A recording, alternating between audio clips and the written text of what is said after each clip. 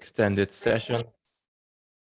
I hope everyone had a restful weekend and we can get started for this section. This week is going to be the last week of the training. So I'm hoping that everyone got a full understanding and appreciation of the system and how it fits into the wider relief and logistics concept. So as per usual, I'll do a quick mic check, especially as it pertains to the agencies that are present. So I will call the agency and the participant can indicate that they are in fact in the session. So I'll start with the Hub Roman Catholic Church. Are you here? Yes, good morning. Rufina is here. Okay. Good morning. We have Rotary Club Barbados.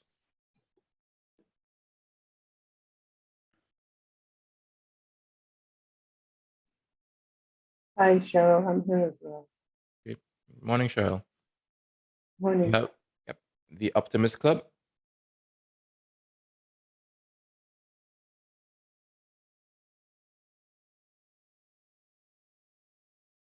Okay. Lion Clubs International. Yeah, members of the Lions Club and Leo Club are here. Okay, great. The Anglican Church.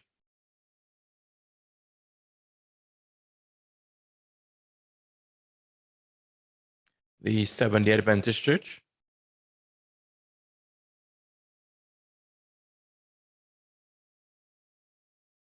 Pretty Born is here. I'm checking to see if Tabitha is here.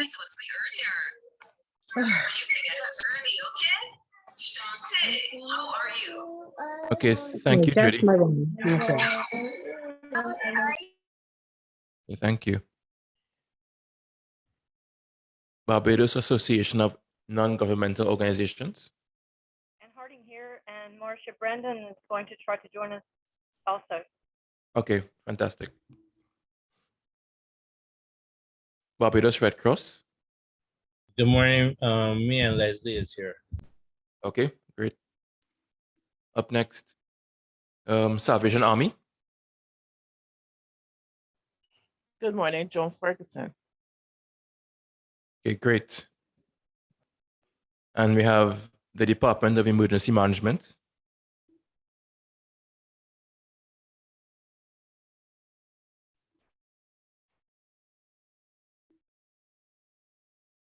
Okay, I'm seeing Rashid O'Neill. I know he's part of the DEM, but he doesn't have a mic next to his name, so I hope that he can hear us. Also, the Barbados Defense Force, BDF.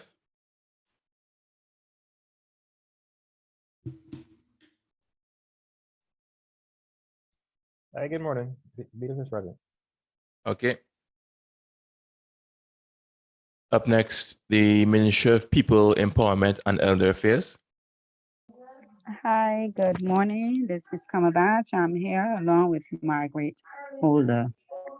Okay, great. Also, we have the Ministry of Education, Technological and Vocational Training. Hi, good morning. Hi, good morning. Good morning.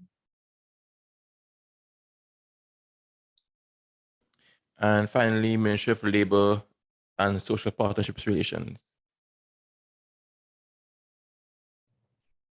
Sorry, good morning, Kevin. Morning, Rhonda. Hope all is well for today. Yes, we're trying to be. Thank you. Okay. All right. So sorry for being we were a little behind things this morning, but we caught up. So yeah. That's fine. Fine. Okay. I hope everybody had a wonderful weekend. Yeah. Christmas is soon approaching, so. Thank you. Very true. Right. I'll let you get started. Okay, great. All right. So let's get started.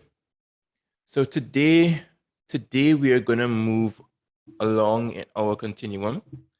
So today we're going to look at the packages and delivery sections of the emergency logistics module.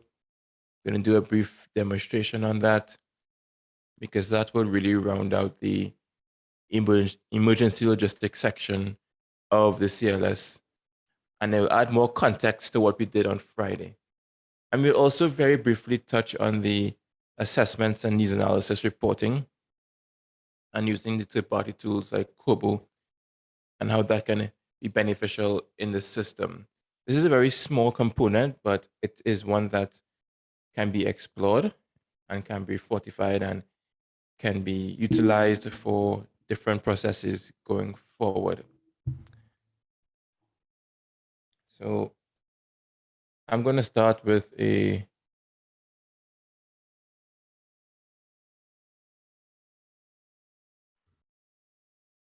presentation on packages and the delivery.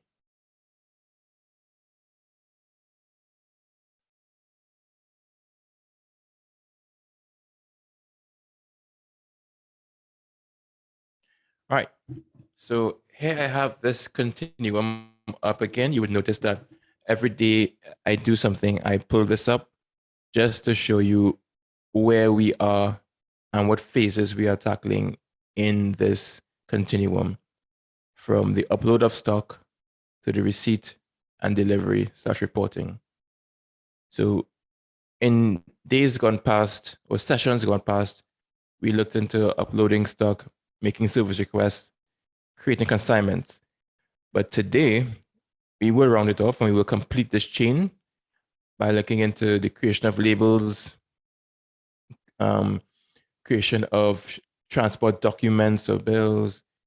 We're looking at how it can be integrated into tracking using QR codes, and also the receipt or the delivery and reporting of those received goods. So we're going to get to these three key elements at the end of this continuum today to conclude this, because it's critical that all participants see the CLS and see logistics and disaster relief as a chain. And as a chain, you have very intricate links, or their component parts. And with the component parts, you need to do the component parts very well and very structured. Or else if you have a break in one, it can affect the entire chain, much like a real life chain. So that is critical. So it's good that participants understand this, understand the importance of each phase, and why due diligence needs to be undertaken at each phase.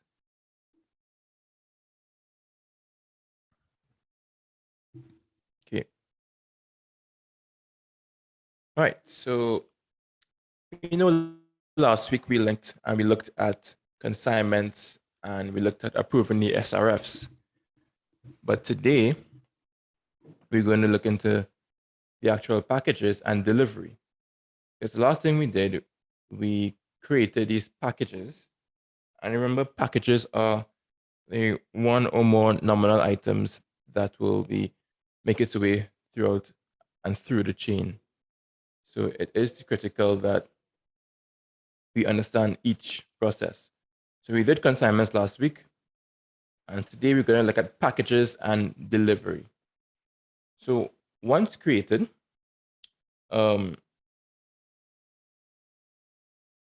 packages can be chosen and transport documents can be selected using a transport document icon on the CLS platform. I will show you all this as per usual afterwards, but after you do create a package, you can choose your appropriate transport document, because in logistics, you would have transport documents accompanying supplies. That's basic, as basic as it gets. Because if you're looking at any stores like Costulas, Price Mato, Masti, when items are transported from their warehouse to their location, you have a driver, he has a document, he signs off, the recipient signs off. So it shows a layer of accountability in any supply chain, whether it be your typical grocery or supermarket or this, the relief supplies and relief management.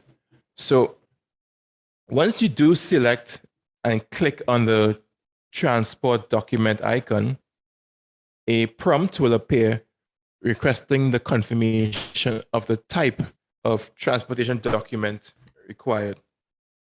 And this is critical because you would need to understand and to choose the right document.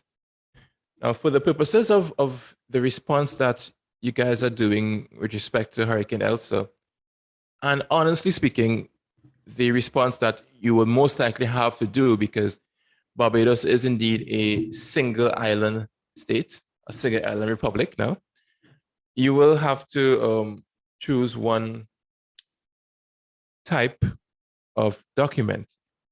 And most often than not, you will be choosing a delivery note. That's why I highlighted it. So delivery notes are used to transport items via road. It's very simple to populate and very simple to receive. And delivery notes are items that you can give to truck drivers or any transportation personnel to ensure that the goods are there and it is accounted and signed for. But in the case of DEM, you may need to undergo a sub-regional response.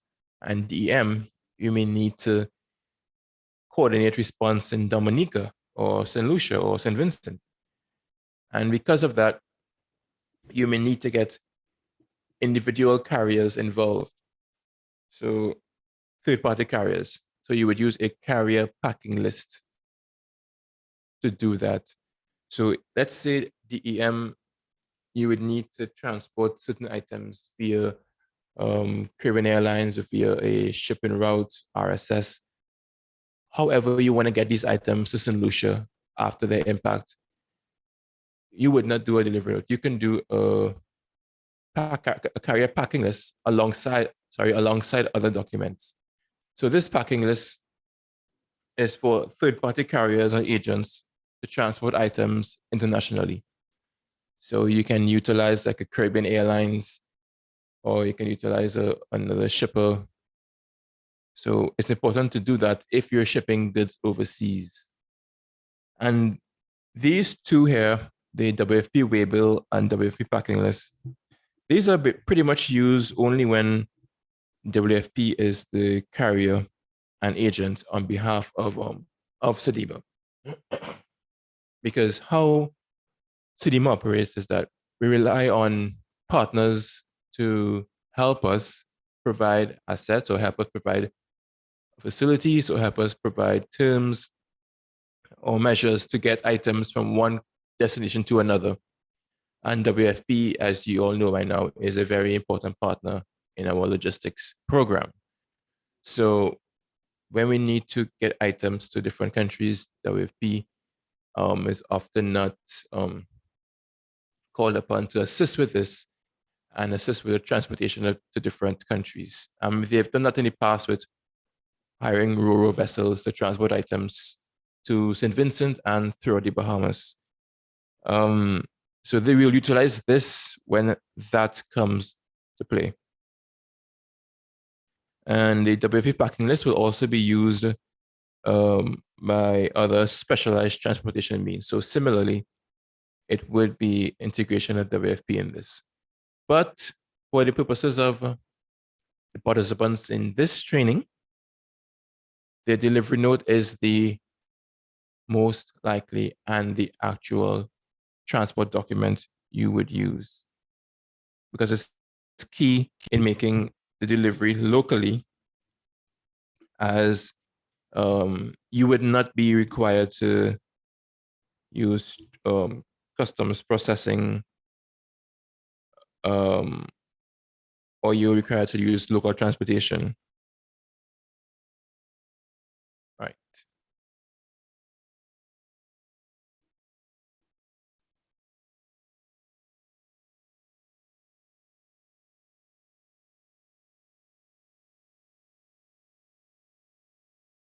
Right, so we're still on packages and transport documents, but we now go on to transport documents. I know we spoke about the different documents, but once the appropriate transport document is selected, the following sections of the delivery note are populated before submission.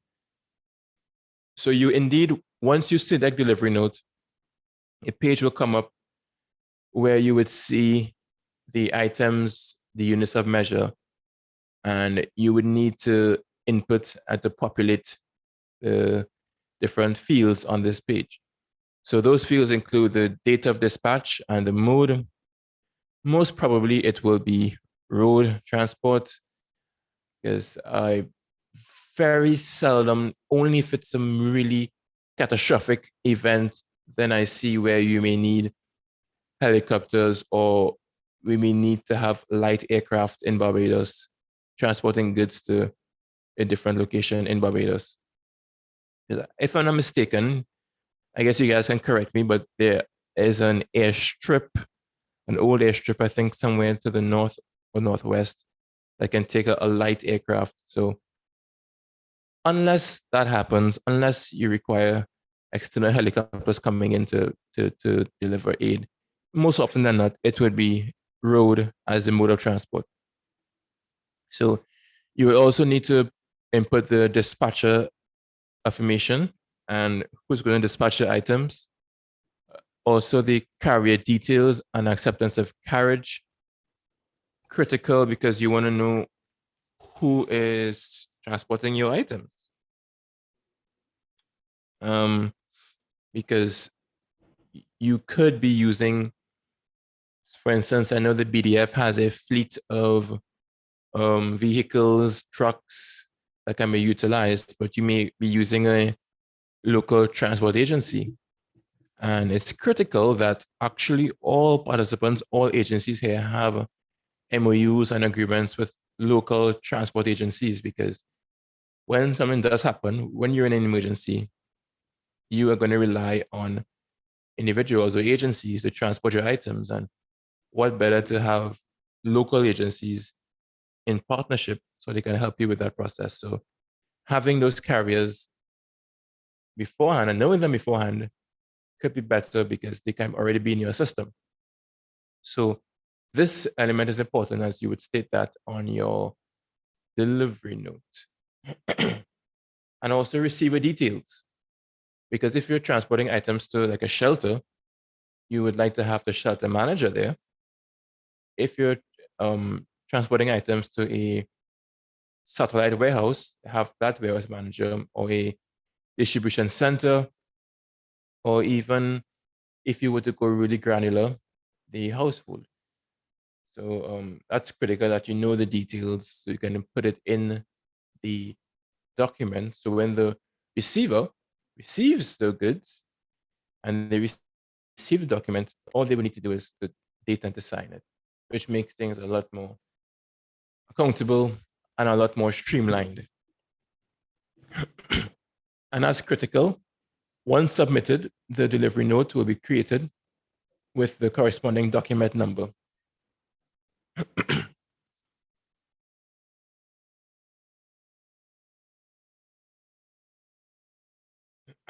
Yeah.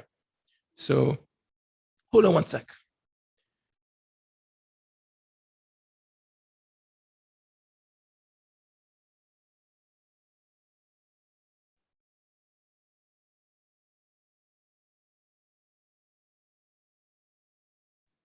Okay.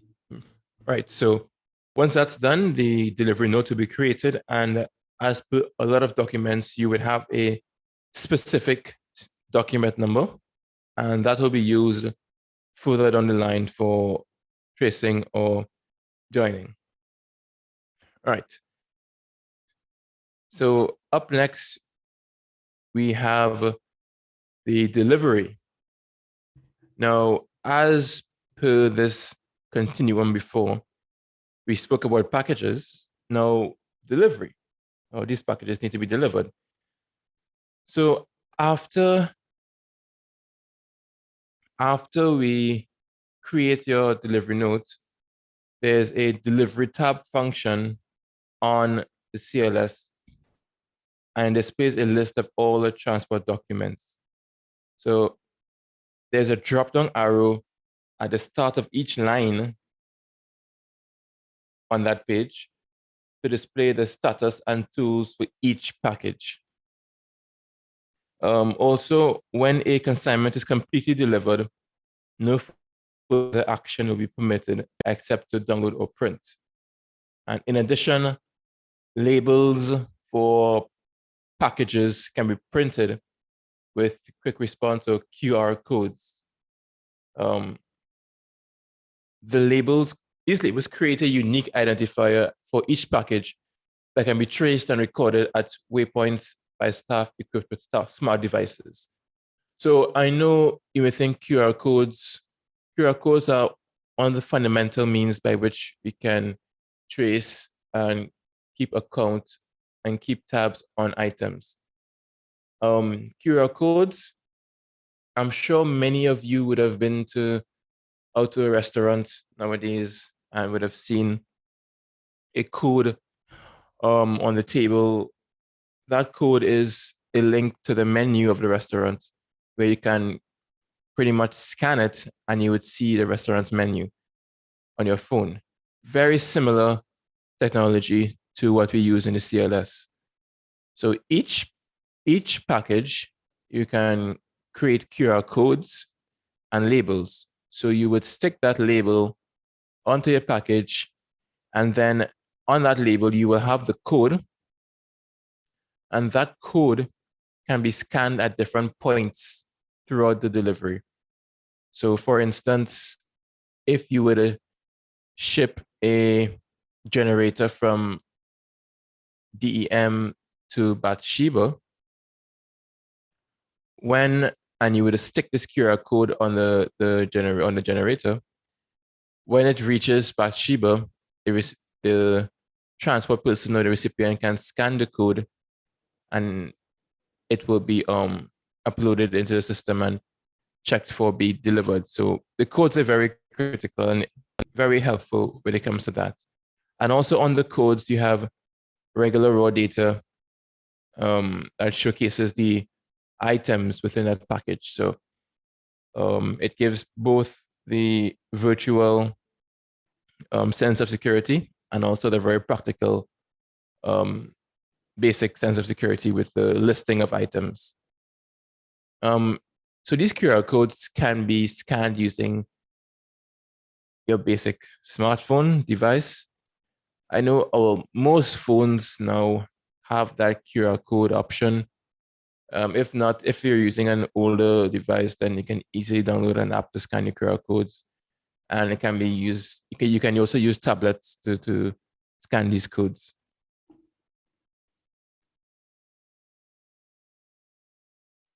This is just an example of one of the codes and labels used in St. Vincent response. So we see that you have the NDO on top here. So if it were Barbados, it would be DEM. And you were to have the recipient here.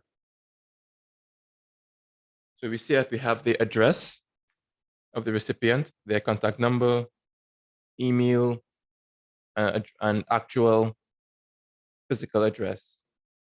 So you would have the delivery note number, because remember there's a unique identifier number for these documents. And you would have the package number, and also this nice tidy QR code here. So this is what you scan.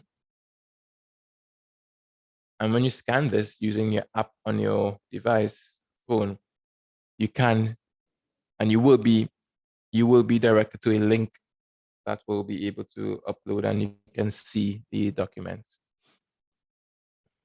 Sorry, the items. So we see within this package that went to the Golden Years Bookament. I think this is a shelter. So these items went to the shelter as one package. So these items were pretty much a basket of goods. It's very typical items that you would want to send to someone in need after a disaster. some food, you have pasta, you have oil, milk, ketchup, juice, insecticides, flour, and disinfectant. So this is a good example of a package that was sent to a beneficiary. And you would see that it has the units of measure and the quantities. So for some reason, in case things are extremely dire and you do not have access to a phone or device, you can pretty much just use this list here to know what exactly was in that package to do that. So, so yeah. I saw a question from Anne. She asks if the if the smartphone, yes, okay, Jeff answered the question for me. So yeah, so to have access to the actual items, the QR code, once you scan it, it would open up a link to a page in the browser. So to actually get to that items, yeah, you will need to have the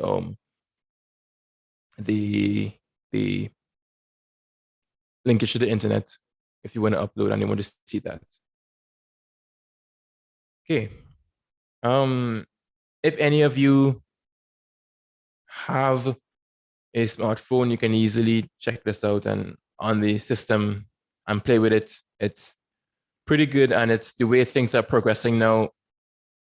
You would often see that and a lot of places you go, this code will be there. And for those of you who are vaccinated, you will see that on your vaccination card, you have this exact similar code. So it allows persons when they're traveling or when they go to different safe zones, you can show your card with this QR code. The person at the safe zone or the person at the airport counter will get scan this and see your vaccination history and what sort of vaccine you have and who has it and when you got it. So it is here to stay. QR codes will be a thing of the present and the future. So it's good to get accustomed to these codes.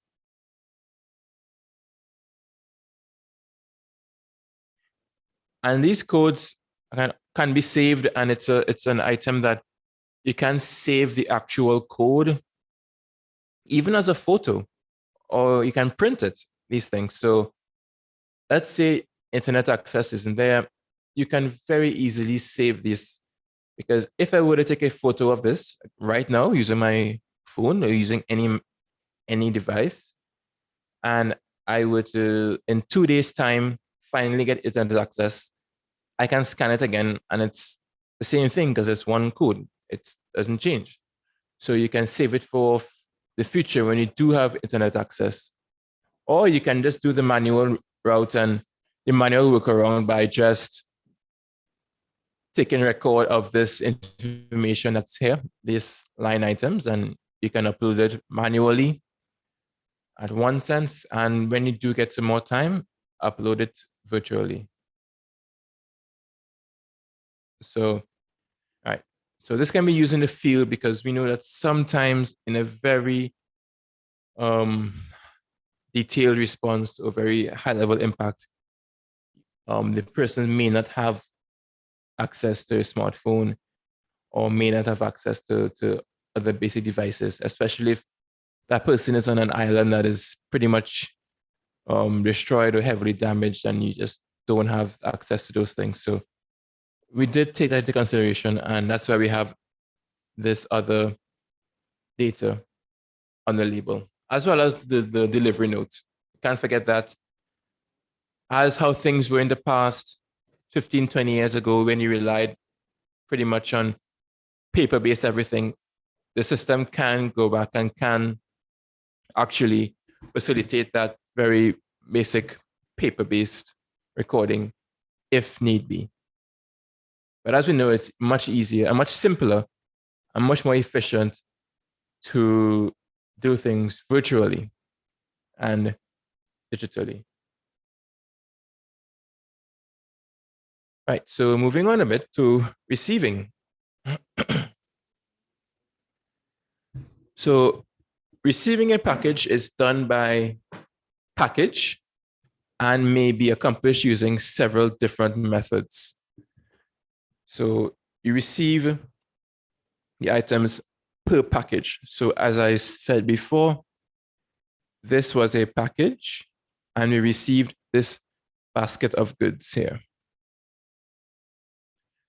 So to receive an item, you can either do the hard copy measure, where, as I stated before, the delivery note would come with fields where the receiver can sign for receiving the item and also put a date against receipt. And often not, you have these documents in triplicate or whatever amount your office wants to have. So ideally, in a perfect world, and as proper delivery and logistics processes, you do your delivery note and you keep one copy. So one copy is held with the entity delivering the item, and you have one copy that is with the driver. So, and one copy that is held and received by the receiver. So these copies are signed. Often that they may be in triplicate, so with carbon, and it would give validity to the actual delivery. So in a sense, everyone would have their bit of accountability and their own bit of documentation confirming dispatch, transport, and receipt of said items. And for the agency undertaking the dispatch, you can use that as somewhat like a validation or confirmation that the driver did in fact fulfill his duties and did his job. So often not, the organizing agency or the coordinating agency may hire a driver or may hire a transport agency. And you can use that document to state, yes, that driver did in fact deliver X amount of goods to that specific beneficiary or that specific shelter. So that can be used to pay the driver or to indicate that, yes, the driver did in fact do his job. And you would notice that in post-disaster, things can be so hectic that you may not be able to keep tabs on the different laborers or drivers you hire or you end up using, because sometimes if things aren't too organized, you may end up using volunteers or different. There's maybe a guy who has a truck in the village, a pickup truck. That sometimes is a reality. So if you want to make your processes easier, you can use this method with the receiving and the signing to pay your drivers. But honestly, guys, in reality, it can be so hectic that you wouldn't have time to do a whole bunch of smaller tasks. So the system allows you to fulfill these tasks in such a environment that is in flux, a very environment that is you need to adapt, an environment that it's very unplanned. So that is reality. So also receiving can be done online, where the receiver can complete the form and indicate what items were received by the receiving package indicator or button. Also, the operator can complete the online receive package form on behalf of the receiver or when the hard copy is provided. So there will be a receive package button that can be selected on the delivery section tab. And this will open a page whereby items can be received in total or their deficiencies noted as damaged or missing. So you will see in the practical demonstration, but items that are received, you have the option of clicking if it was received in total, if a couple items were missing because the delivery note will specify that you were supposed to receive 3 jerry cans, but if you only receive 2 jerry cans, you should not state that you receive all 3 because you only receive 2. So once you state that you only receive 2 and you send that back, then the dispatcher would note that, okay, there's 1 jerry can missing. I will need to do an investigation to find out where the jerry can was. So that shows accountability as well. Also, you can indicate if a jerry can is damaged or not. Because what if there's a hole in one of the jerry cans? You want to state that, hey, there's a hole in one of my jerry cans, and so the dispatcher can now take a decision and properly look at his stock and do an assessment and realize, well, the stock I'm sending out is damaged, so I may need to do something about that, get new stock or see if we can repair them or whatnot. So it can really show that or provide a means of increased accountability and increased review of your stock. So it allows for that as well. Okay. That's my usual slides. So I will now take you to the actual system to explain exactly what I just described there.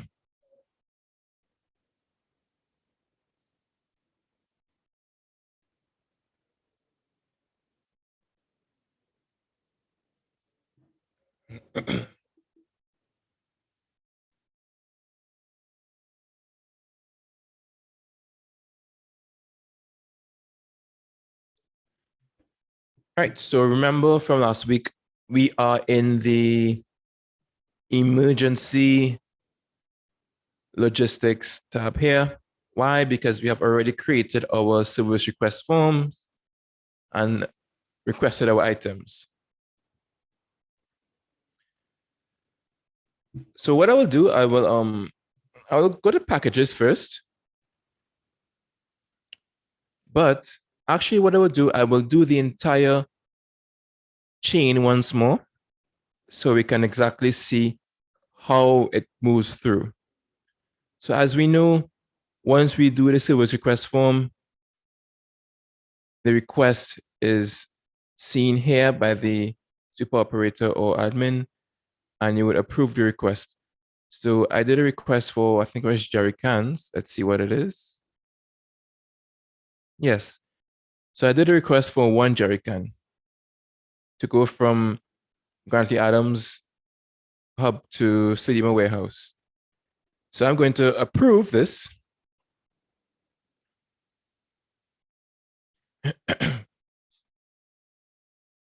Right, so it has been approved. It's now blue. So go into consignments. So I will just want to create this package because I need to get this jerry can to CDEMA. So I will click the package button. I will select here. Click the package button. Okay, yes, this is my package. I want this. I click create package. And I see package created. Great. So right now I am in the packages tab here. You see the locks were on the packages that have already been processed. But this box is open for my jerry can. Why? Because I have not processed it yet. I have not chosen the transport documents. I haven't closed it as yet. So I want to choose my transport documents. Remember in my presentation, I indicated that we need to check the box for the package we want to transport. So I'm going to check the box. Now this button is now available for selection. As you see, if it was blank, I could not select it. So it can only be selected if it is checked. So once selected, I want to create a transport document or choose, a transport document. So I'm going to click this button. And this is the prompt I was telling you guys about. So if you were transporting this jerry can on Caribbean Airlines to Dominica, I would use different packing lists, etc., different shipping documents. But we're transporting this jerry can from the hub in Grantley Adams to the CDEMA warehouse in Lower Estate. So I'm going to click delivery note. And this is 99% of the times the document that you would choose, the delivery note. And you click generate.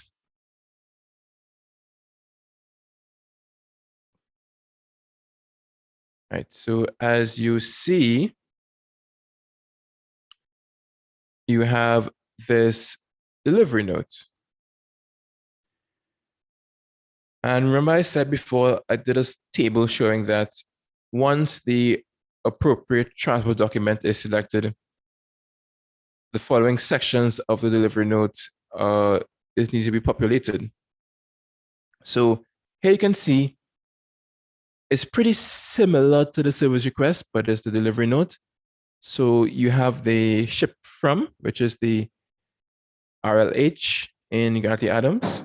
I'm going to send this jerry can to CDEMA in Lower Estate, St. Michael. So as per the request, we have the agency that requests the item, and from which is the CDEMA, because we operated that hub in Grantley Adams, to CDEMA's warehouse in Lower Estate. So you have the contact info, and the email is me because I'm on the system. Also, on the right, when that option comes up and when it's able to be utilized, you can use the cold chain and dangerous goods. But as per usual, you need to put a date. So I want this jerry can to be today. So let's do today. And mode of delivery. More often than not, it will be road because Barbados doesn't have any other islands. So you would not be really using any sea transport. And as far as I know, there are no large rivers in Barbados. So you cannot transport any items via boat from one town to another on a boat. So you can maybe use a helicopter if it comes to that, but most often than not, it will be road that you're transporting the items on. So you have the items here. If there were more items, it will be listed. So you have the quantity, the unit type, the description, the unit of measure, the value, the package number, which is critical, and the SRF number. So this is good because if you're in an EOC, you would want to know who approved this SRF in the first place. And the package number. So this package number will be on the labels that I previously described. And as per usual, you can add your comments, meaning that this jerry can, you can state that this jerry can is only to be used by this person, or whatever comments you want to put, you can put there. The more information, the better. So feel free to do that. Also, you need to put the carrier details. But before that, we see here where we have the name, title, and to signify that is exactly this person that is dispatching from this location. We have the carrier.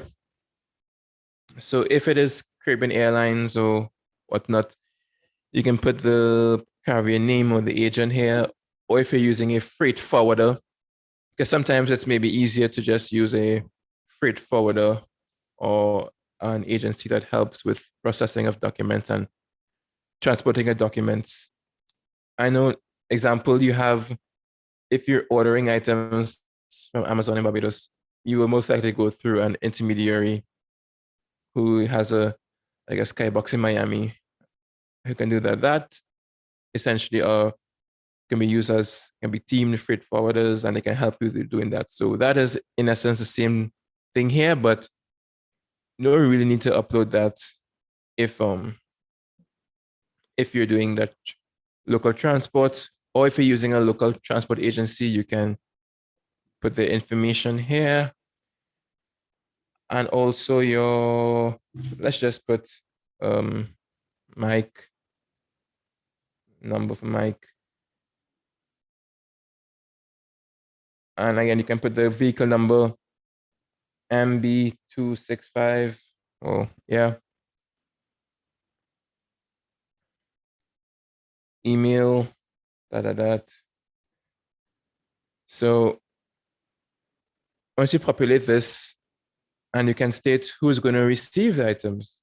I'm going to put my name, because then if you know the name of the recipient, you put it in. So when the recipient gets it, they can sign. So, right. So my delivery note is populated. I have my date. I have my field. I have everything here. So I'm going to submit my delivery note. Okay, so we see the prompt, new delivery note created. Right. So the system is going to take you to the delivery section after that. So remember, our continuum goes from one to the other to the other. So at this delivery note section right here, we see these lines that I was speaking about. And this button here, this drop-down tab would give you more information on the status of this delivery note. So you will see that there's a document number, the delivery note number here, also the SRF number, the date of dispatch. I want it to go out today. The person created it from and to, remember, point A to point B, the logistics hub to the CDEMA warehouse, the sending agency and the receiving agency. So all this vital information is on this line. So I can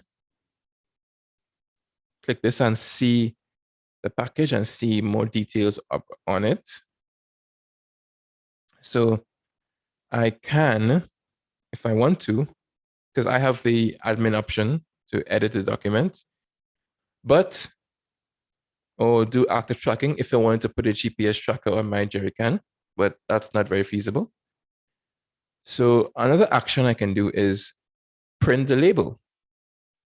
So if I'm in a warehouse or distribution center or hub, and I created my package, both virtually, and I've put it together, I put my jerry can aside, and I want to be able to track my jerry can as it goes from, where is it going? It's going from the logistics hub in Grantley Adams to the CDEMA warehouse in Lower Estate. Again, point A to point B. So in the hub in Grantley Adams, I want to put a label on my jerry can because I'm a very prudent, very strong logistics manager. So I want to be able to do that. So I will click this button here. It looks like a tiny label / printer. So once I'll do it again. Once I click this print label button, the label for my jerry can comes up. So you see the delivery note number, you see the address. Let's see if I can magnify here.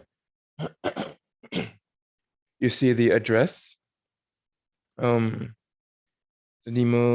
Grantley Adams Airport, because that's where the hub is located.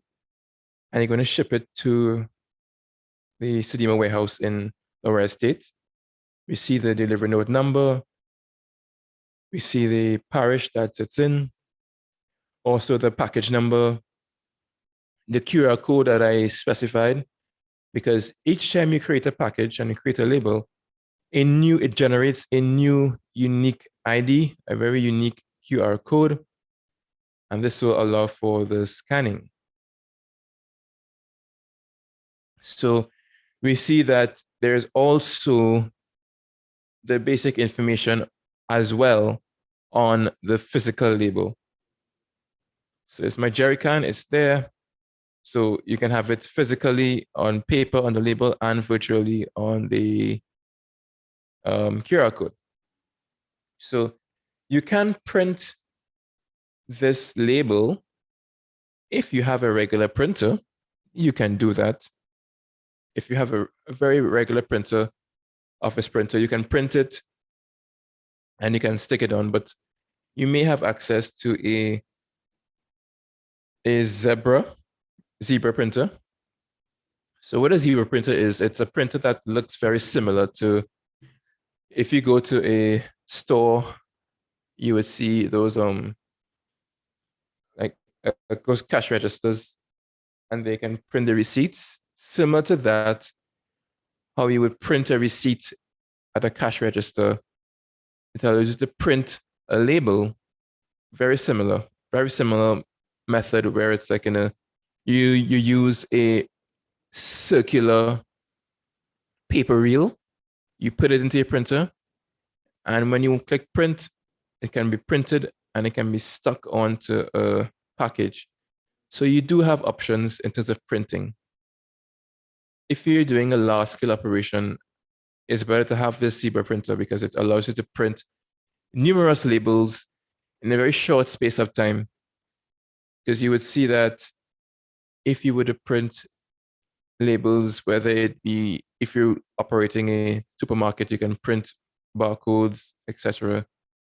It can be very quick, and see how quickly receipts are printed when you do purchase something at the cash register. So it functions like that. So it allows for quick use of time. All right. So these are the labels. So also,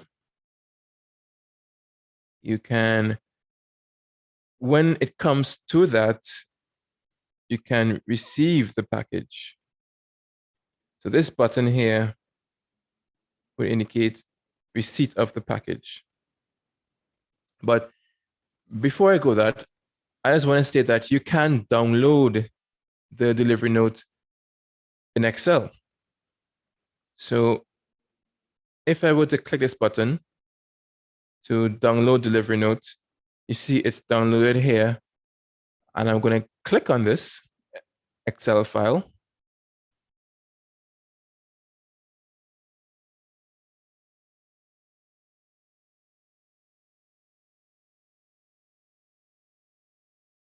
So I am going to,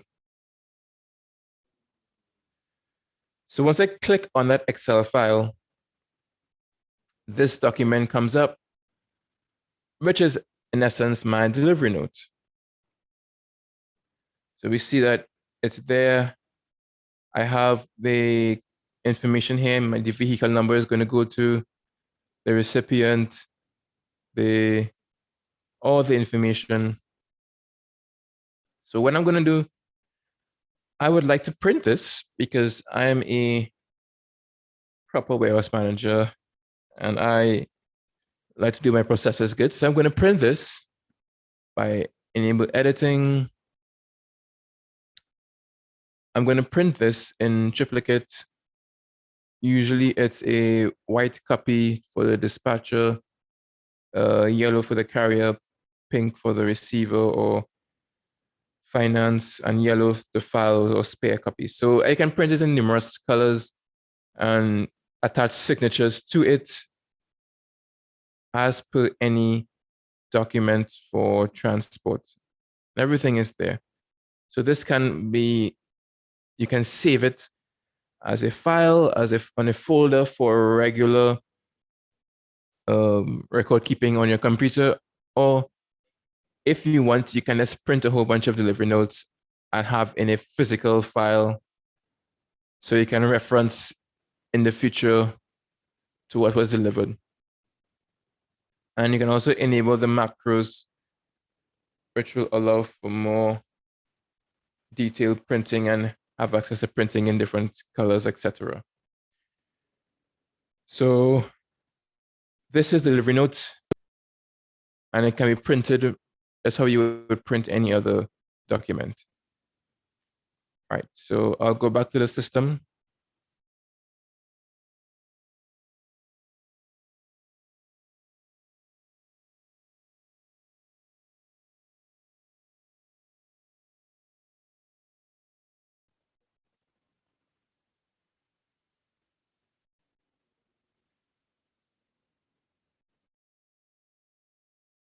Right. So we see the dispatch date here for the items. So what I want to do is I can receive the items. So let's say I'm on the other side and I want to receive package, because you would note that with respect to receiving the items, you don't need to be a super operator to receive the items. You can receive the items using other permissions. So once I click this item here, receive package,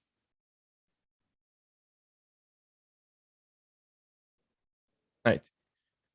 So you would see this comes up, and as, sorry, hold on, my screen went awry there.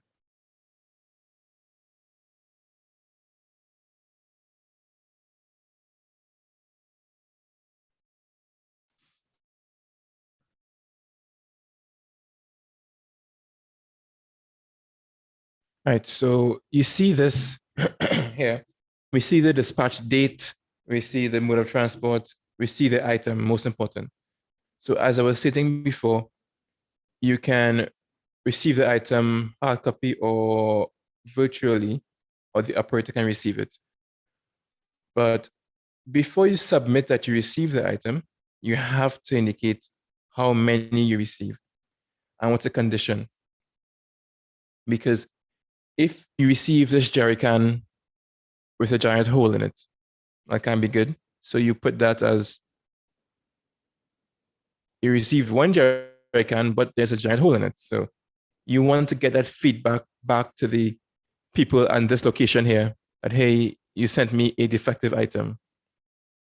But if it's good, then you click accepted one, or if it's missing, then you indicate that. But this shows you the value, units of measure, the date, transport, the person selling the items, and you can attach your signature to it here, confirming receipt.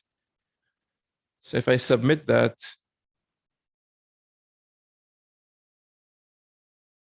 then once submitted, the accepted item will be automatically recorded on the destination warehouse or distribution point stock. So you remember when we looked at the inventory way back last week when we did that, or week before, you would see the items in a specific location. So once it's received, you can go back to that and see it there.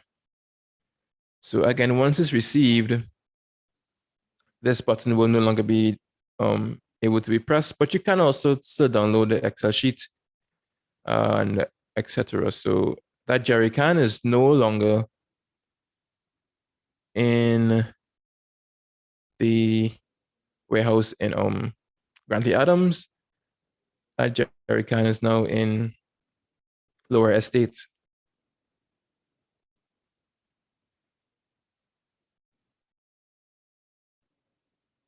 Yeah.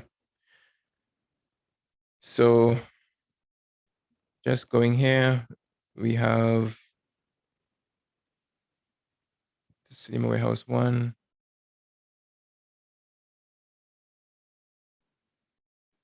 Right, so we see where we have this jerry can delivered.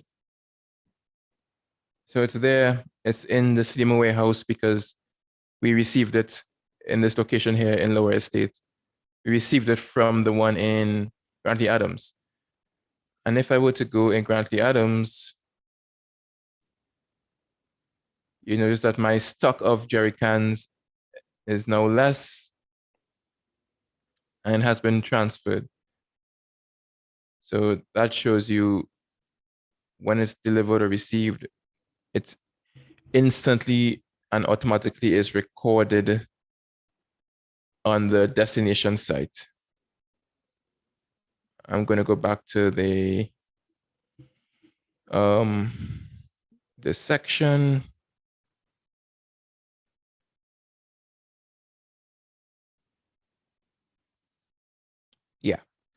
So that shows you how to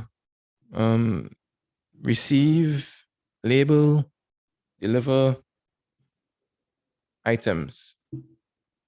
So let me just check the chat to see if anybody has said anything. So I'm checking the chat and I'm seeing where, right, we looked at Anne's question was answered with the smartphone, the workaround with the internet. Thanks, Jeff, for feeding these questions. Yes, the system allows for paper delivery notes. It mirrors the online system, yes, with the printing. Right, the unique package ID from the SRF number and the delivery note number will be there. I see Judy indicated that many times we respond to disasters and needs and they are not here.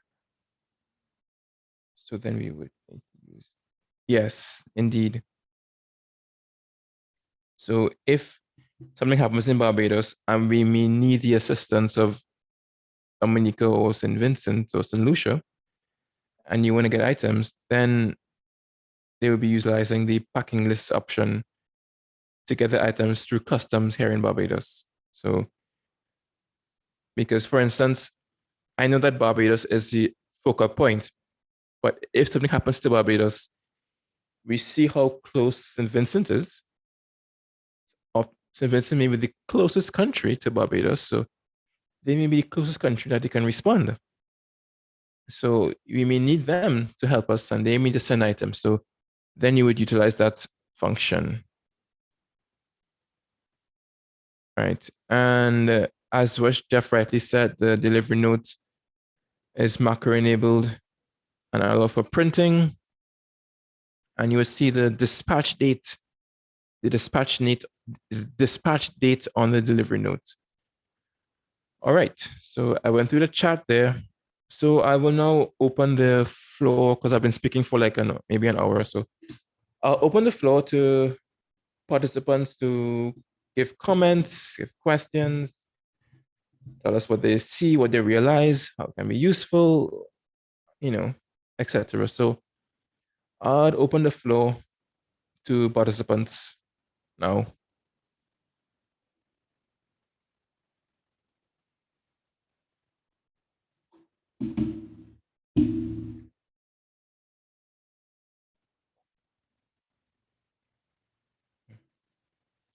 Oh yeah, and also remember in I think the first or second day, I looked into the reports. So if I were to pull up the report for the logistics hub in Grantley Adams, I will see where that jerry can went and who transported that jerry can to Lower Estate. So that will be within the reports tab, which is available in the stocks function. So up here, stock reports. So if I want to generate my report at the end of the week, I can see that on Monday, 6th December, that jerry can left my facility on the stock report function here, which I went into detail, I think it's a couple of weeks ago or last week. Right, I see something in the chat. Okay, right.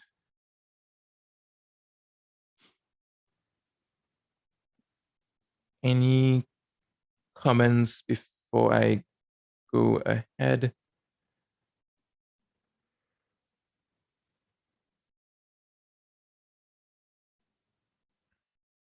Everyone's happy? Everyone is good? I see thumbs up from Anne. That's always a good sign. Okay.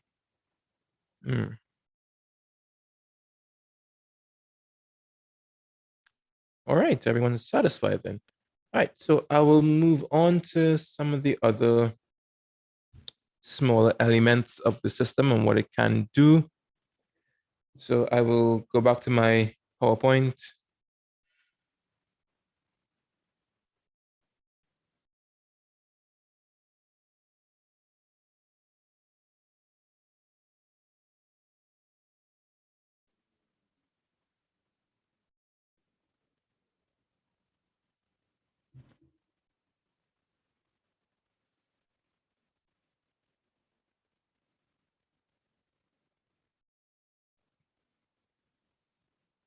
Okay, so the last thing I want to look at today is the assessment and Kobo tools. So when we use the word Kobo, Kobo is a tool for the collection, for the mobile collection of data and the mobile management of data for humanitarian emergencies. And the Kobo tool allows you to collect data in the field using mobile devices. So remember back in the day, to do house-to-house assessments, you would have someone go around with a clipboard and a piece of paper indicating what happened and what damage to a house. So getting data on households using that method. Or we know that if you're doing the members of this group who have done post-disaster assessments, you go around with a clipboard and your paper indicating, okay, this structure is damaged given this number. This person, this family needs 2 blankets, they need a mattress. There are 5 people in this family and they all need hygiene kits or jerry cans or whatnot. It's that you recorded information on paper. But with a Kobo tool, it is essentially an online tool, a mobile tool that you can use to check who needs what needs what, and it can be uploaded onto the virtual platform. So it's much more efficient because there's no need for a pen or paper, and it's much more streamlined. So the data you do collect is stored, and it can be interrupted by, let's say, rain, or it's very streamlined and very good. So what you can also use a Kobo tool for is to upload information on the logistics providers, assets, marine providers, warehouses, etc. So it is essentially a suite of logistics data gathering tools that were developed using the Kobo Toolbox platform. And these tools have been uploaded and embedded into the CLS. So these tools are utilized. So if you're on the ground and let's say you are on the field and you are within an agency or a location that there is like a port or an airport, you can indicate what providers are there, what's not there. And you can also indicate what transportation providers go to and from this location. And you can upload that. And once it's uploaded using the Kobo on the mobile device, then it is uploaded onto the system and is visible on the system. So because we know that after a disaster, you may need to open, or you may need to activate a warehouse or a space for a warehouse that you may not have used in the past. So that's in the assessment section. So you will see this essentially tool here, Kobo Toolbox, you're in the toolbox. And for instance, if you want to identify the location of a agency or a port or a carrier, you can indeed do that with your coordinates, have the point person and the information, the website, and the activities. Because if it's a freight forwarder or a broker, you can indicate that here. If they do road transport, customs, you indicate that. What shipping or what assets they have. Because if it's inter-island transport, you may need to know if they have a container ship, a tug and barge, aircraft, these different lifting apparatus. Forklifts, they are very vital. So it'd be good to know that if a location does not have a forklift, or if they have 5 forklifts, then we know that, okay, they have some capacity there. We can send items there. So it helps for that. So once you're there, you can upload the information. It will be ideal if this information was uploaded before to help decision makers, but we know sometimes it may need to be done after disaster. So it allows for that because often not agencies would send persons to do rapid needs assessment. That could be DEM sending volunteers out, or I know it's called CERT in other countries, but if I'm not mistaken, it's called DIRT in Barbados. District Emergency Response Teams. I think that's the name here in Barbados, but in other countries, it's Community Response Teams or CERT. So those individuals that go out, they can utilize the COBO tool and select what assets or what information is there. For the air assessment, likewise, you can choose, you can indicate the positioning and the contact person, what sort of companies within this location. Usually this information is there in a national airport, and you have it's in the airport like Grantley Adams. But in some countries, you may need to activate an airstrip and run relief from an airstrip. For example, in Bahamas, for those of you who remember, after Hurricane Dorian in 2019, you had different islands who were impacted. So you had an island called Abaco, and that island was destroyed. So, but there was a landing strip at the airport. Sorry, on the island, there was a landing strip that you can facilitate landing of small aircraft. So on that strip, you had a fully functioning relief operation there where items came in, they were stored, they were dispatched close to that air landing strip. So that can be inputted into the system if need be. The marine assessment, likewise, you indicate that.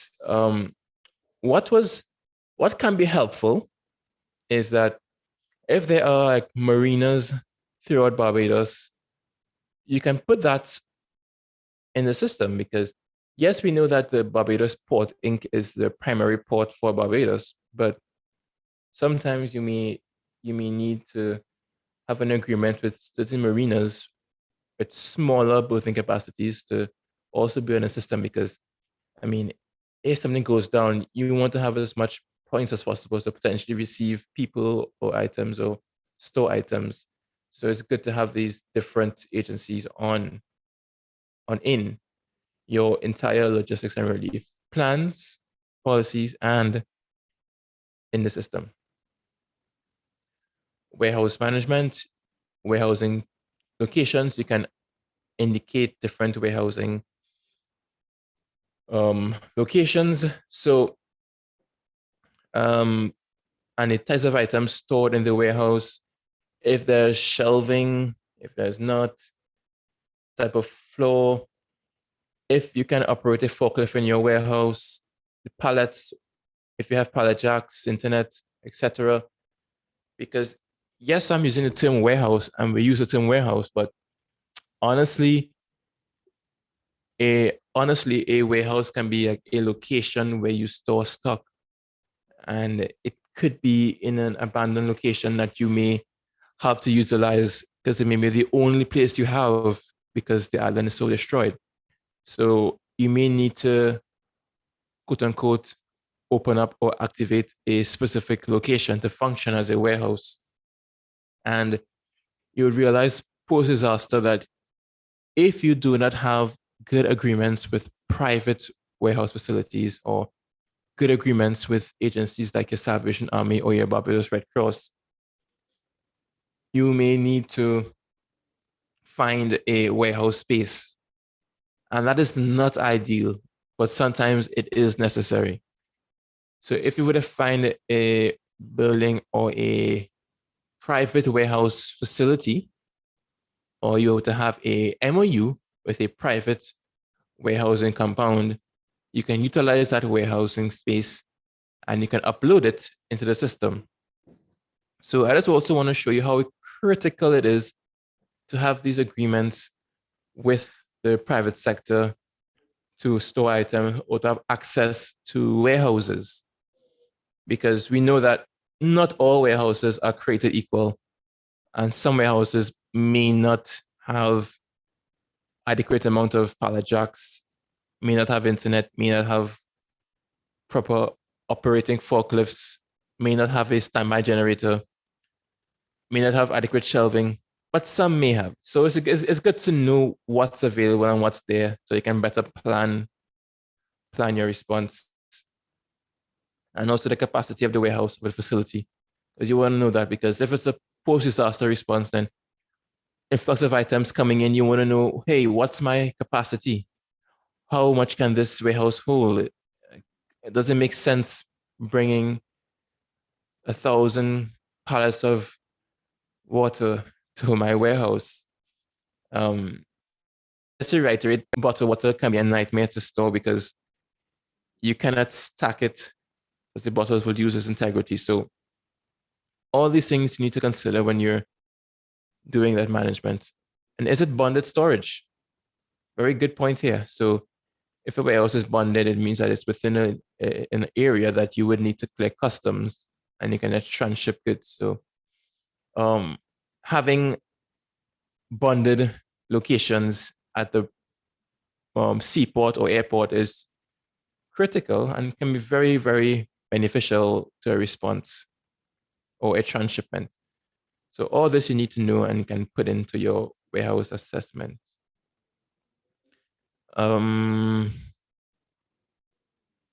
Right. So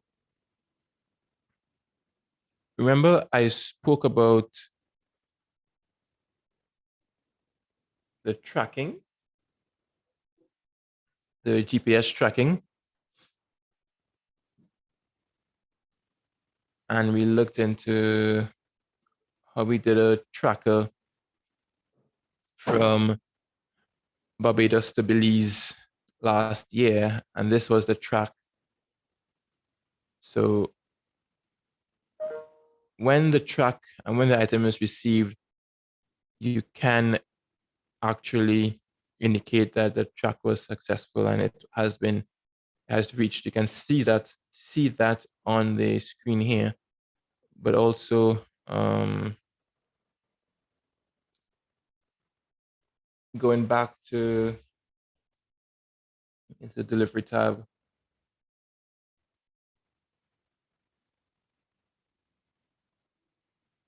You have this active tracking here.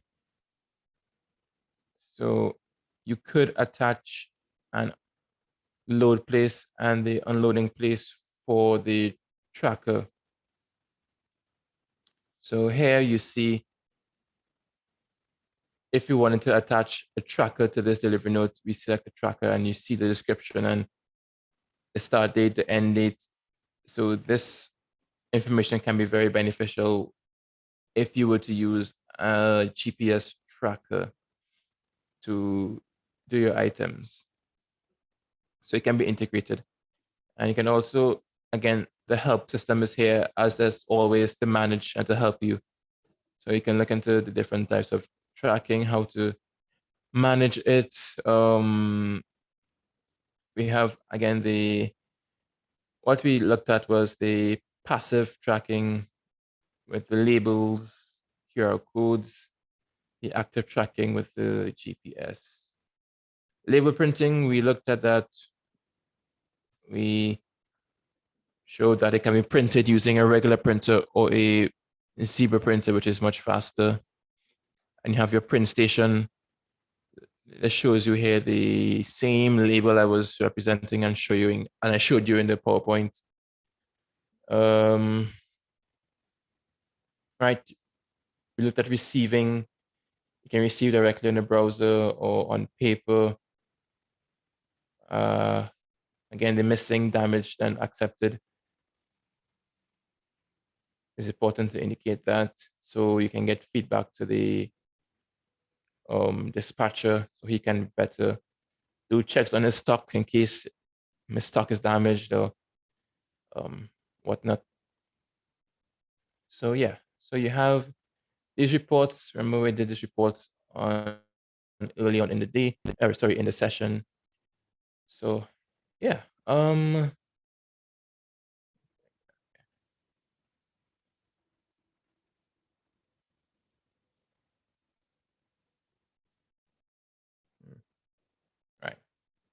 Okay. So I will open up the floor once again because we looked at a lot. So any questions from the floor on what we did today?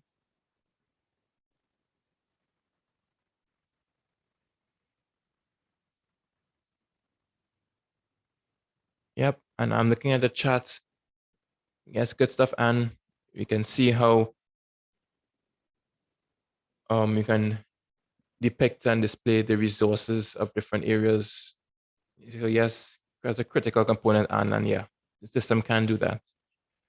All right, so open up the floor. I'm checking the chat. I'm looking for hands, looking for thumbs up. So I'll leave the floor open for any comments, questions.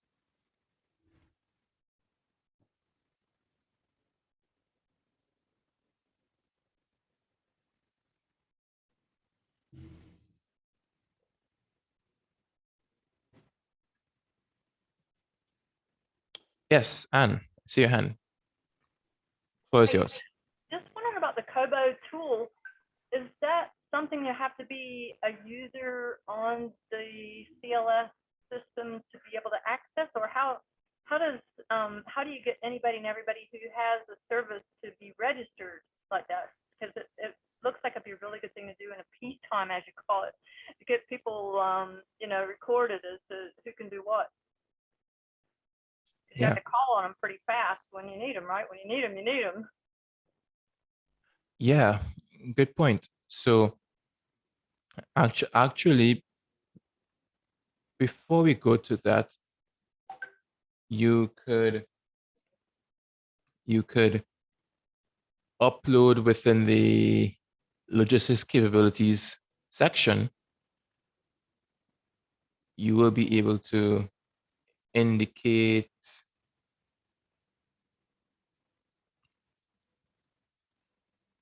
what's where. So you don't need the Kobo to do this, what you're seeing, but if you want to select, or if you want to activate a distribution center, or if you want to have a port or seaport, you can select that specific location or choose to create that specific location, and you can indicate the capacities of that location. So for instance, we did it for SVG.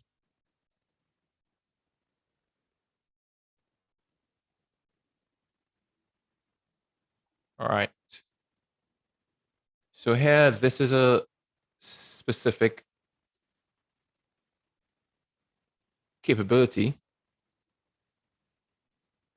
So we put in the Beckway Express as a specific capability there. So, and once filled out more, you see this contact card here.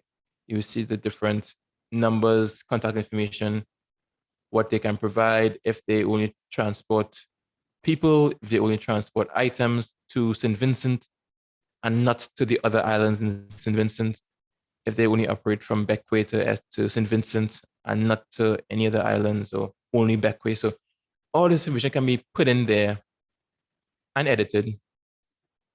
And you can upload files, images, their plans, their policies, their SOPs, you can georeference it, the country, city, address, the capability type, if it's customs, if it's a warehouse, if it's air or sea, or what customs procedures need to be undertaken, you can upload that here. So you can upload and create these resources or capabilities in different locations. But yeah, so back with the Kobo. So it is a system that you can use it afterwards. And once that time comes, we can utilize the Kobo to upload it if need be. And the Kobo, there's no special login needed because it's like built into the configuration. And the user just needs to be logged into the CLS, and they need to allow like third-party links. So that is also just as how I was able to go into where was that assessments? Yeah, just as I was able to go in here, I can type in. Let's go to warehouse. Right. So.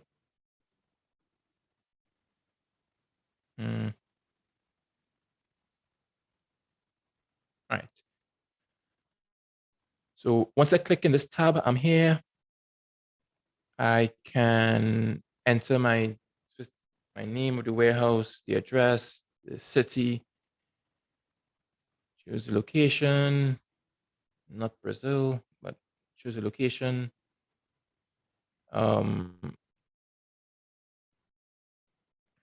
Enter photos, because that's good, because if you have photos, you can see, get a better appreciation. So you can, if you are wanting to transport items and you see the warehouse, you see where it is, it will save time because you see what it looks like. You can put the warehouse manager, point person, email. We know how much we use WhatsApp nowadays, so you put your WhatsApp number, website, etc., shelving, etc. So it can be submitted and this way. This can be utilized in peacetime, but also it's very helpful post-disaster. But in peacetime, you can also utilize what I was showing you, where you do it like that, where first you actually upload your facility and put more information. So yeah, Kubo can be done in that aspect as well. So yeah. All right. I hope it answers the question, Anne. I see your hand. Is it the same hand or is it a new question?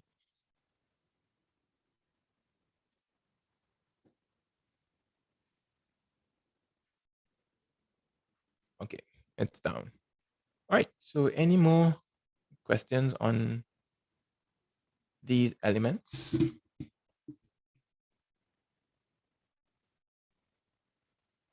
Margaret, the floor is yours. Hi, good morning, everyone. I would have missed last week's session, so my apologies for absence. So I would have, in order to get to this point, I would need to probably go back through the sessions before and begin to populate the required areas in order to come to this level. Because you would need, I'm assuming you would need information in the system in order to produce the request documents, etc. Yes, I can't remember when was the last day, but yeah, once you upload the stock, create a request, pass it through this timeline, then yeah, you will have to create the consignments, choose packages, and then delivery. So yeah, it is continuous, and I guess you can use the YouTube link that they provide, and also the presentations that I would upload in the library. So yeah, you can do that to access. Okay, thanks so very much. Okay.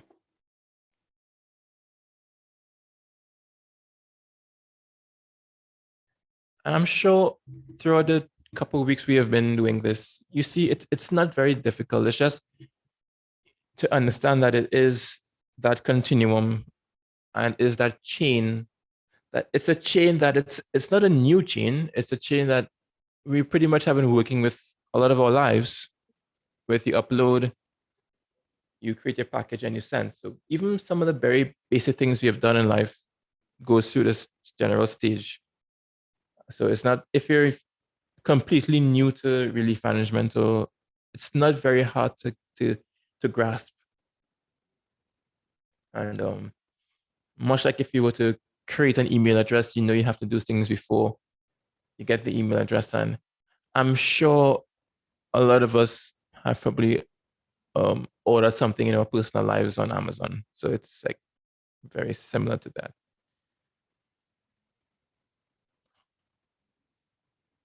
Okay. Any more questions?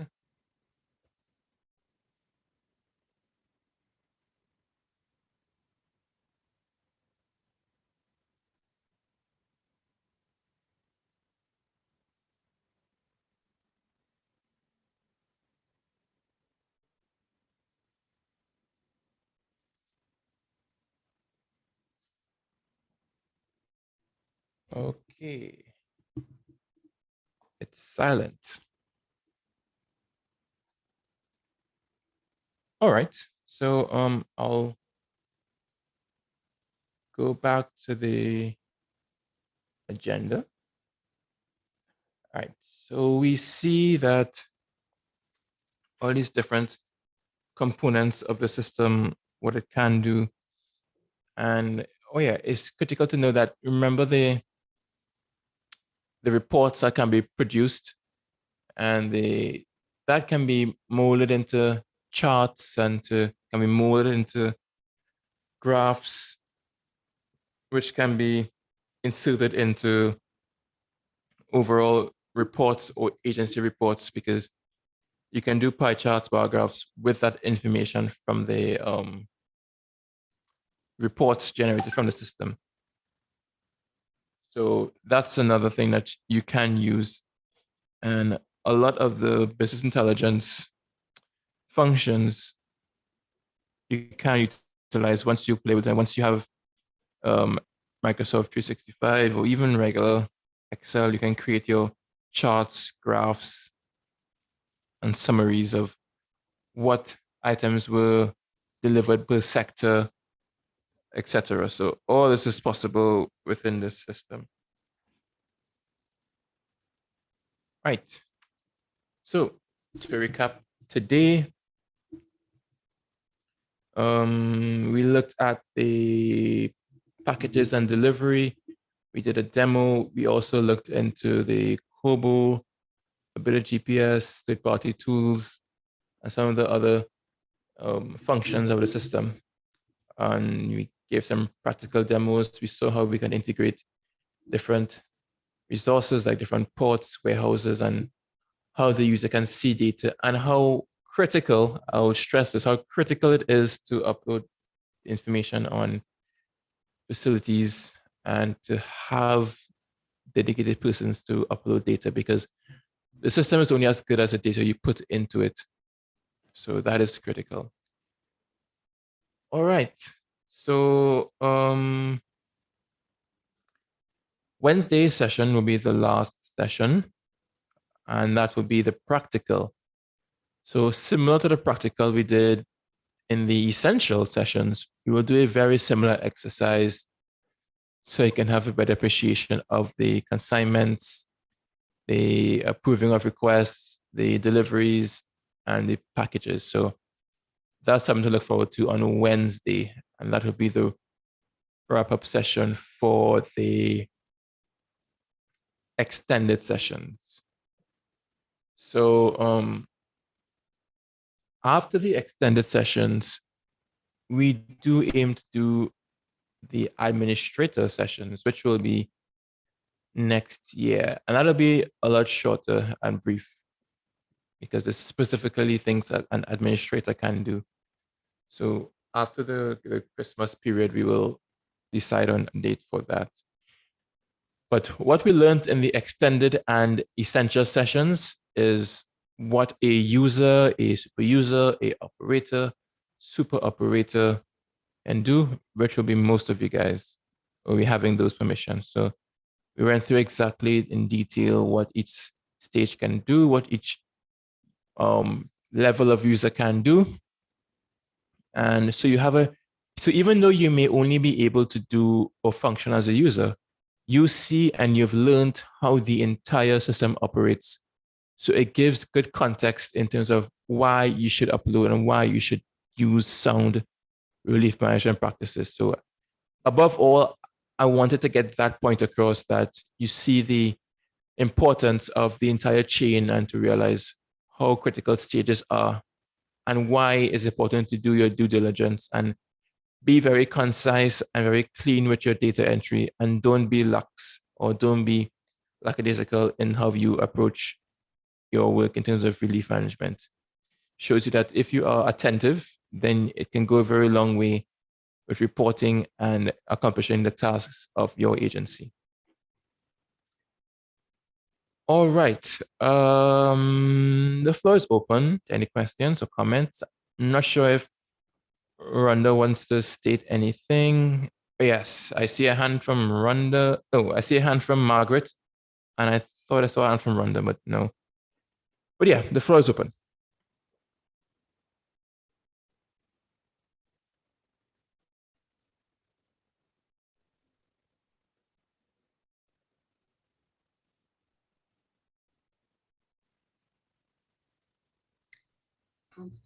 Hi, Kevin. Hi. Hi, Rhonda. I didn't have much to say. I think much of the information was pretty clear.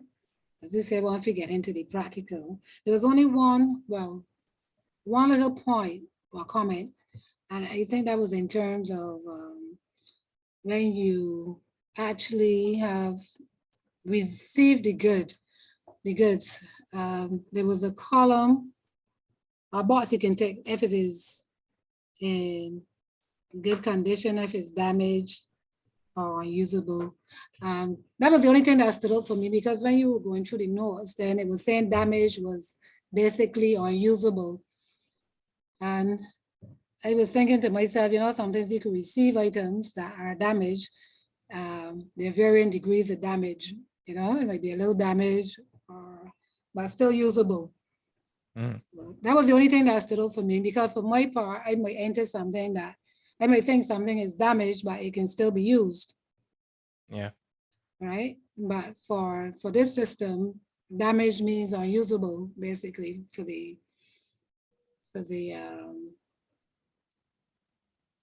recipient.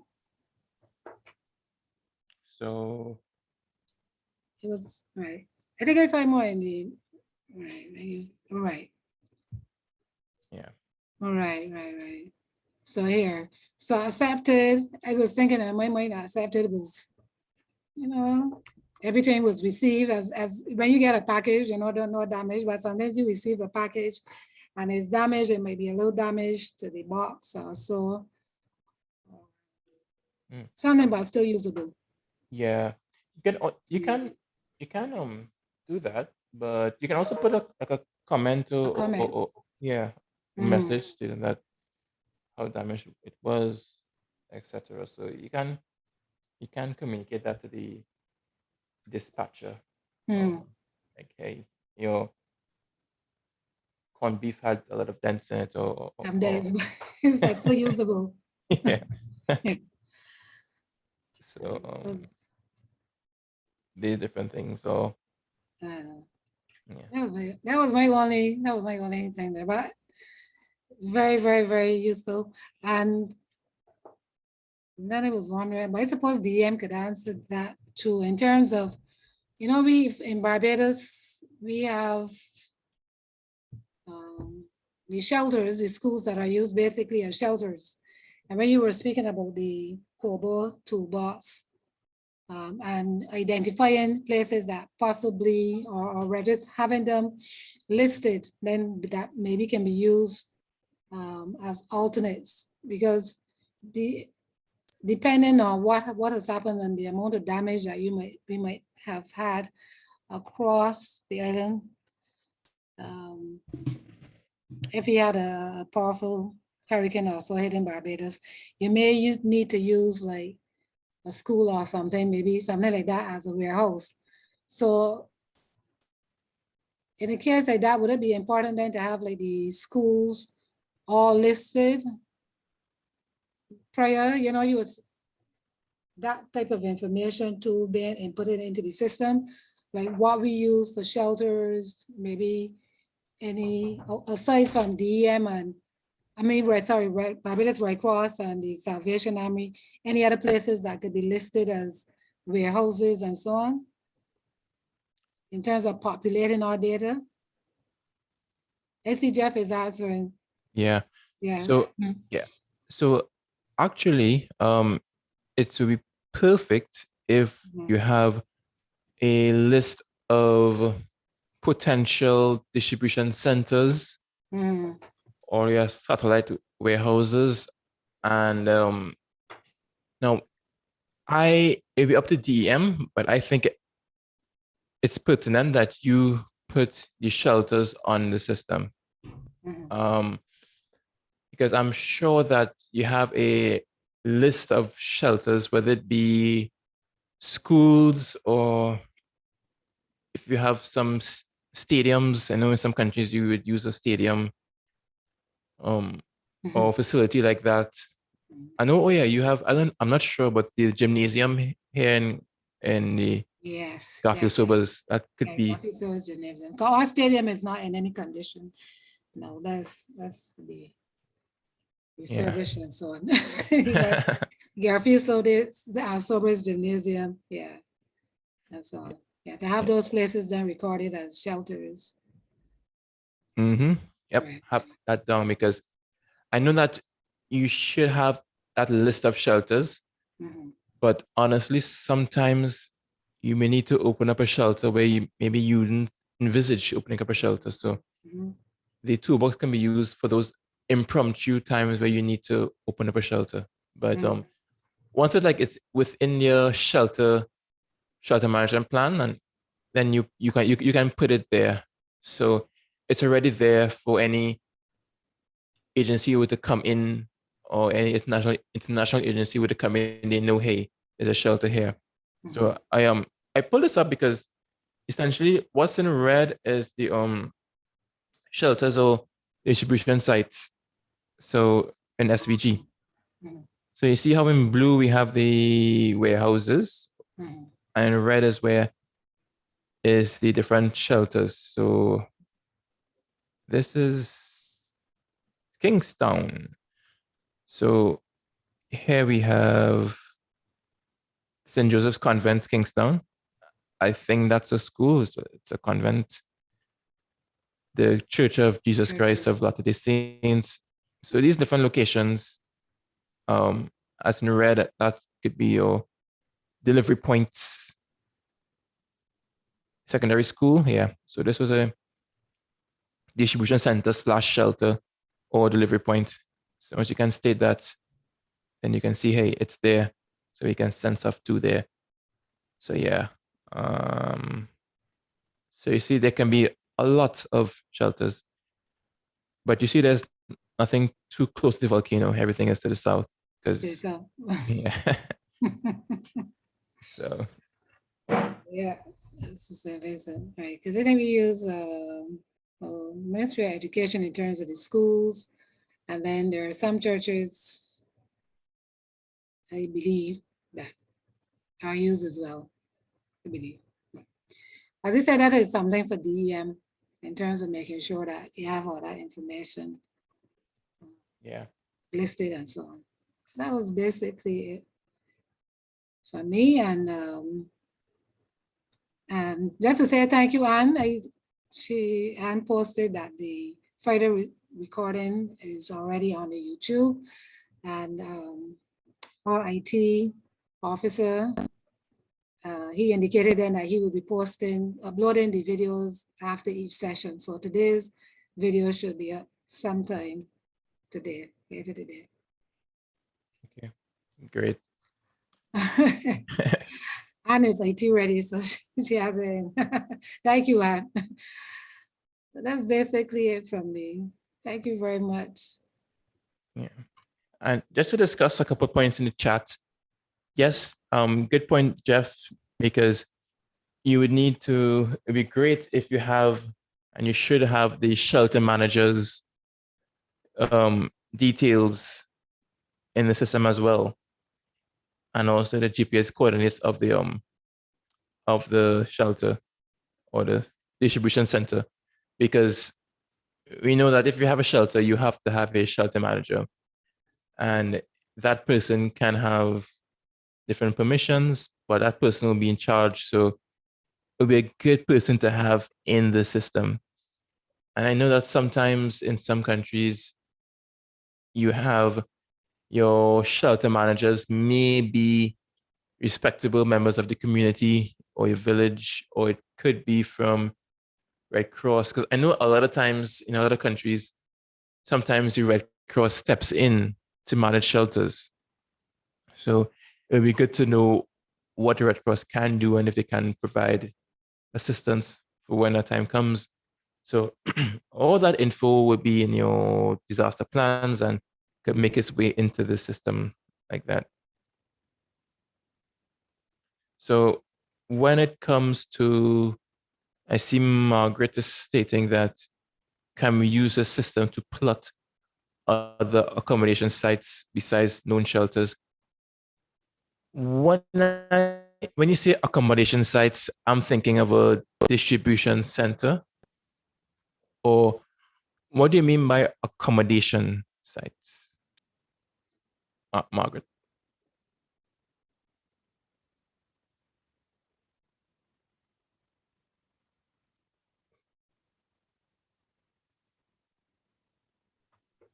Or if I think maybe if I can jump in. Yeah. I believe basically where you can host persons. So basically what other type of housing that can be provided in terms of, in case of emergency. She's saying here hotels, guest houses, and so on. Because I know, like, for instance, what we are doing now with the COVID management, where you would have the hotels being used as quarantine centers and so on. So I believe something like that. Yeah, Hmm. good point. Because if yes, COVID, can't forget COVID. So if you do coordination of post-disaster response, and yes, you have your shelters and your schools and all that, but if you have agreements or MOUs with hotel providers or guest house providers, then yeah, you can you can upload and you can put them into the system. Because if you want to, let's say, transport stock or supplies to persons there, then it can function as a shelter and it can be deemed a shelter. So yeah, that's perfectly normal if the government of Barbados deems it a shelter, then you can put it as a shelter.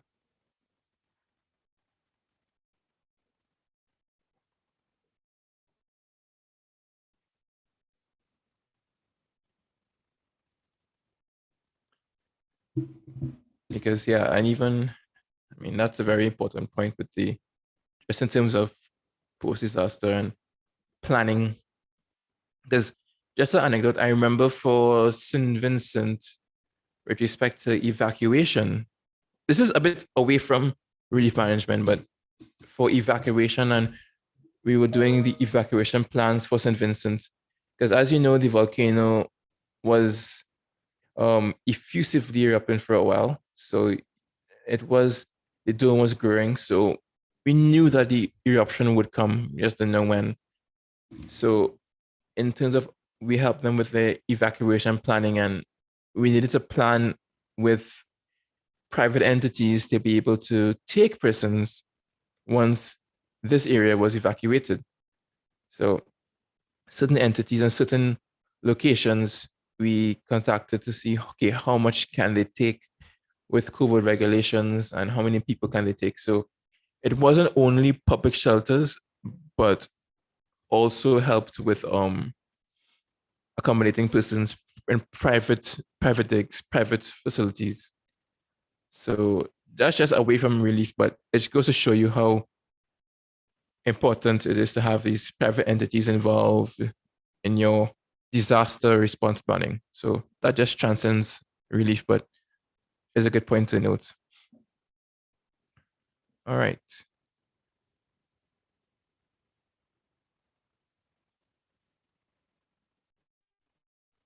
All right. So any further questions?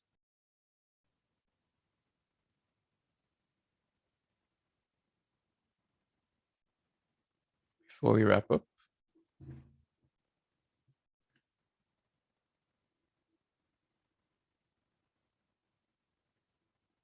Okay. So that will bring us to the end of today's session. So thanks participants for joining. Thanks for your contributions. Thanks for being open-minded and receiving different elements of the system. It's greatly appreciated by us as CDEMA and our very close partners at World Food Program. Thanks, Rhonda, for organizing this and grouping everyone together and contacting everyone. Thanks, participants. Thanks, WFP, for being there to pose questions, to field responses. Yeah, so I think that everyone came together and we were able to really understand this section of the system. And I look forward to Wednesday when you guys will be a bit more practical and get some experience with the exercises planned for Wednesday session. So with that, thanks again and take care, enjoy your day and see you on Wednesday. Cheers, everyone. Bye. Thank you. Goodbye. Hey, thanks. Bye.